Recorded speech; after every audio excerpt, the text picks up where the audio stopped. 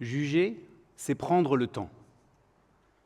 Le temps de trouver la juste distance entre une situation, des faits et des émotions. Je suis avocat, spécialiste en droit pénal, et ce rapport fondamental entre la justice et le temps dont nous parle Claire-Marie Casanova, je le mesure tous les jours. D'abord parce que le temps est une donnée technique, procédurale, que ce soit le temps qui passe et la prescription, que ce soit pour la punition, on parle de peines à temps quand elles ont une date de fin, ou de perpétuité dans les cas les plus graves. On parle aussi de période de sûreté, cette période pendant laquelle une personne condamnée ne peut prétendre à sortir de prison, même dans le cadre d'une permission. Ensuite, parce que le temps est une réalité matérielle pour les magistrats, les juges, pour les auxiliaires de justice, comme les avocats, et puis, et peut-être surtout, une réalité matérielle pour les justiciables, pour les citoyens. Et là, je pense au délai des procès, au délai des procédures, et à ce qu'on appelle communément la lenteur de la justice. Alors ce soir, je ne vous parlerai pas du temps qu'on perd à attendre son tour, à attendre les juges, à attendre les délibérés, la copie des décisions. La lenteur de la justice est aussi administrative, l'institution manque de moyens et elle ne tient que par le concours et par l'investissement qu'y mettent tous ceux qui travaillent pour l'institution judiciaire. Je ne vous parlerai pas non plus de mon temps libre parce que le passionnant métier de pénaliste que j'exerce depuis plus de 15 ans ne m'en laisse pas beaucoup, mais il y a bien quand même quelques concerts parfois, de rock toujours. Pour en revenir à notre sujet et vous parler du temps judiciaire, on constate qu'à force de prendre son temps, ou bien de ne pas avoir le choix, la justice criminelle notamment est très souvent critiquée. Et paradoxalement, quand elle est expéditive, elle est aussi contestée, comme en comparution immédiate. Parce qu'en quelques minutes, on ne peut pas prétendre juger des hommes, on ne juge que des faits. Alors pour illustrer mon propos sur le temps judiciaire et réfléchir avec vous sur la lenteur de la justice et la critique qui lui est faite, j'aimerais que nous prenions un exemple. Il y a quelque temps, je défendais un jeune homme. Alors, je dis un jeune homme, en vérité, c'est un jeune homme de mon âge, et vous avez raison à cet instant de vous dire que les avocats sont comme les autres, pas forcément très honnêtes avec le temps qui passe. En tout cas, cet homme que je défendais comparaissait pour un crime grave. Il lui était reproché le viol de son ex-compagne et mère de leur enfant, des faits qu'il avait contestés tout au long de la procédure. Initialement placé en détention provisoire pendant 8 mois, il avait fini par être libéré sous contrôle judiciaire, un régime de liberté encadré, surveillé, avec des interdictions et puis des obligations. 6 ans plus tard, soit 7 ans après les faits, et 5 ans après qu'un juge a ordonné la tenue du procès, il a finalement comparu devant la cour criminelle qui l'a condamné à la peine de 8 années d'emprisonnement. Alors, autant d'années pour arriver à ce verdict, alors qu'il n'y a pas eu d'appel, forcément ça interroge. Autant d'années avant ce verdict, c'est autant d'années pendant lesquelles il a pu refaire sa vie, trouver un nouveau travail, fonder même une famille et eu un nouvel enfant. Autant d'années avant ce verdict, c'est aussi autant d'années pendant lesquelles son ex-compagne a elle aussi refait sa vie, rencontré un nouveau compagnon, et elle aussi eu un autre enfant. Alors, cet exemple qui est assez symptomatique de notre système judiciaire pose, me semble-t-il, une question essentielle. Le long temps judiciaire, qui est une réalité objective, qui, parfois, est en décalage, voire ce télescope est en collision avec le temps médiatique, avec le temps politique, et puis peut-être plus simplement avec le temps du deuil ou le temps de la reconstruction. Ce long temps judiciaire peut-il être bénéfique ou ne mérite-t-il que les critiques qui lui sont faites ? La réponse n'est pas manichéenne à mon sens. Évidemment, laisser des gens poursuivre leur existence des années durant, dans l'attente d'un procès aux perspectives incertaines, n'est satisfaisant pour personne. En premier lieu, ça n'est pas satisfaisant pour la victime, dont la vie va s'écrire en pointillé dans l'attente du procès. Ce n'est pas non plus satisfaisant pour l'accusé, voire même pour la société. Pour l'accusé, d'ailleurs, qu'il soit coupable ou innocent. S'il est innocent, imaginez, c'est autant d'années à vivre avec la crainte de ce procès qui va arriver, la crainte d'être condamné à tort et peut-être même privé de liberté. Et puis s'il est coupable, la justice a quand même pour fonction, pour vocation, la réinsertion, l'amendement du condamné. Deux objectifs qui auront peut-être été atteints pendant tout ce temps où il a été libre et qui vont être anéantis par sa condamnation et son incarcération, plus vraisemblablement sa réincarcération, comme dans le cas de celui que je défendais, qui a été réincarcéré et dont nous venons d'obtenir que très récemment la remise en liberté pour l'exécution de la fin de sa peine de manière aménagée sous bracelet électronique. Mais voyez-vous, lors de ce procès, il s'est passé quelque chose. Cet homme que je défendais et qui, comme je vous l'ai dit, avait contesté depuis le premier jour sa culpabilité, s'est présenté devant ses juges avec un tout autre discours, repentant, reconnaissant sa responsabilité, avec un discours, si ce n'est soulageant, mais à minima audible pour la victime, pour la partie civile. Il a, je le crois, contribué à un procès apaisé, première étape d'un après pour son ex-compagne qui élève désormais seul leur enfant. Il a aussi amené les juges à prendre en considération ce long temps qu'il avait passé à attendre d'être fixé sur son sort et ce discours bien plus recevable qui était le sien lors de son procès. Alors me direz-vous, on peut regretter. On peut regretter qu'il n'ait pas été jugé plus vite et frappé de plein fouet par la colère judiciaire et condamné plus lourdement. On peut aussi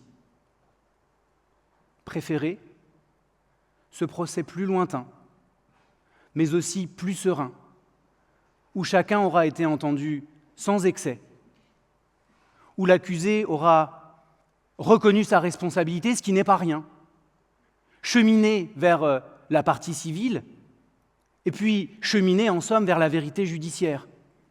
Peut-être même qu'on peut penser que ces années durant, la réflexion collective que nous avons menée sur la délicate notion de consentement aura fait son œuvre. Pour l'accusé, peut-être plus lucide sur les faits qu'il a commis, mais aussi pour les juges, plus précis sur la manière d'appréhender le crime qu'ils avaient à juger. Vous comprenez à ma façon de penser et de vous présenter les choses, quelle option je privilégie. Je crois toutefois que ça illustre véritablement l'importance et peut-être le bénéfice, et oserais-je, la vertu du temps judiciaire, du long temps judiciaire, à une époque où le discours politique, populiste, me permettrais-je de dire, voudrait nous faire croire que pour bien juger, il faut juger vite. Et ça nous renvoie à Voltaire, qui nous avertissait déjà, un jugement trop prompt et souvent sans justice. À côté du temps qui est une réalité matérielle, une contrainte organisationnelle, à travers un deuxième exemple, j'aimerais vous parler du temps en tant que notion technique, procédurale, et vous parler de la prescription.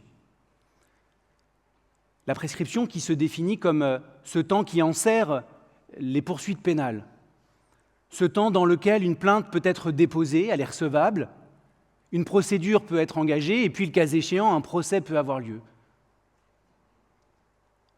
En somme, la prescription, c'est le délai qui nous sépare du temps de l'oubli. La prescription concerne tous les délits et les crimes, à l'exception de deux, les génocides et les crimes contre l'humanité.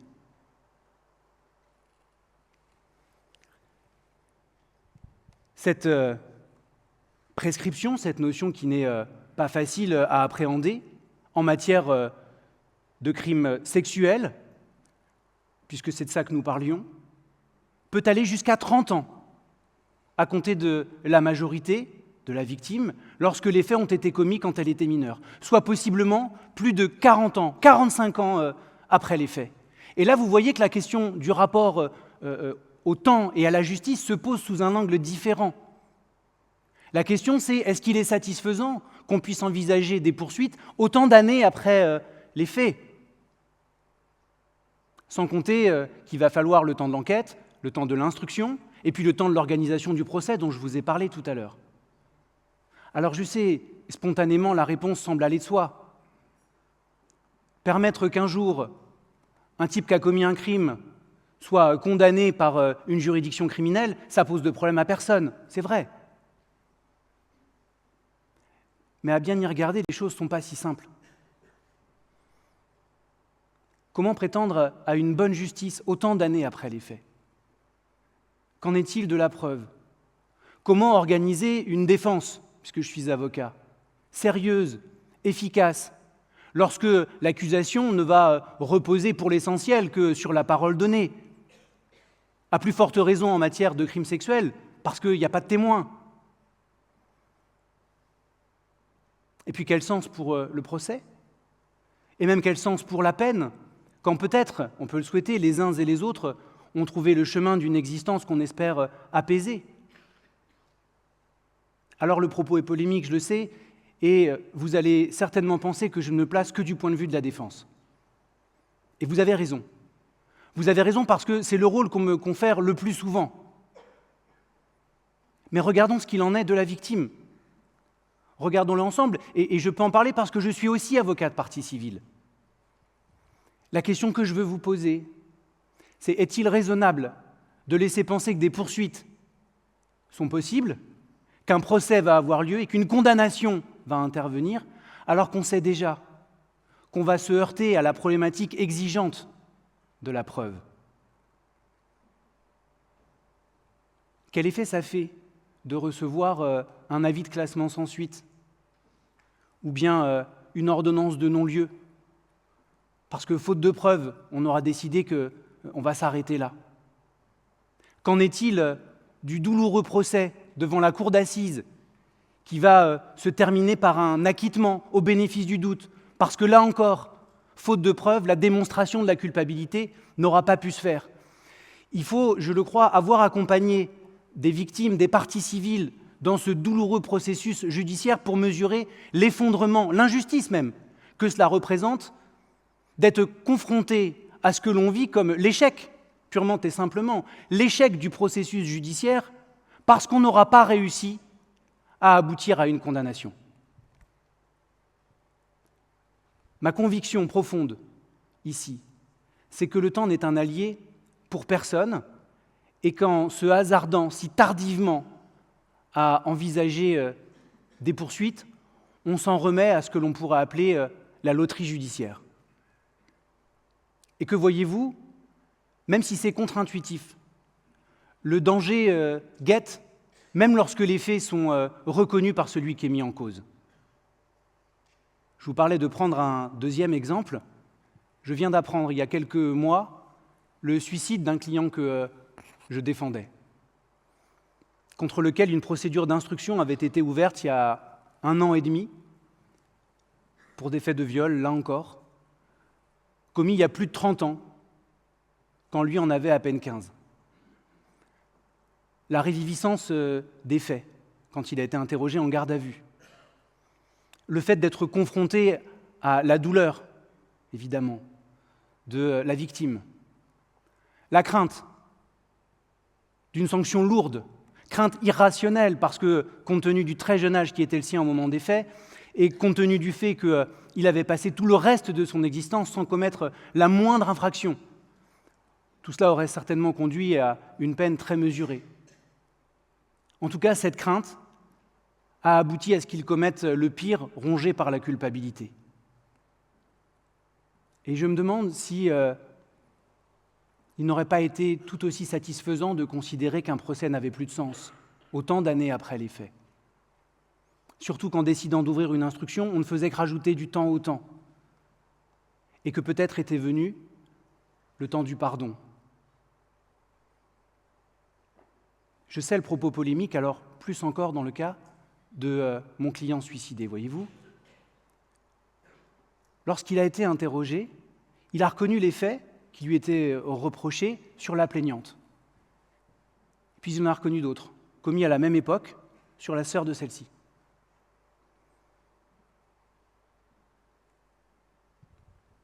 Des faits dont cette autre jeune femme ne s'était jamais plainte, qu'elle avait peut-être oublié ou qu'elle avait peut-être réussi à enfouir quelque part dans les tréfonds de son âme.